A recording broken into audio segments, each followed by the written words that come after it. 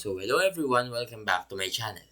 In this video, we will go over how to fix GCash app transaction limit exceeded. So now let's begin. So to do this, what we need to do first is go to settings of our phone, then go to applications. Now you will need to search for GCash app. After that, click on the GCash app. Now go to storage and you may need to click on clear cache. So after you've cleared it, click on force stop.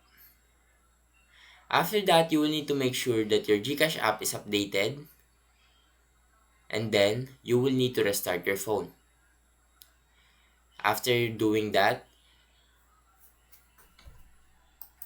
this will most likely fix the problem. And that's how to fix GCash app transaction limit exceeded. And that's everything for this video. If this helped, please leave a like and subscribe.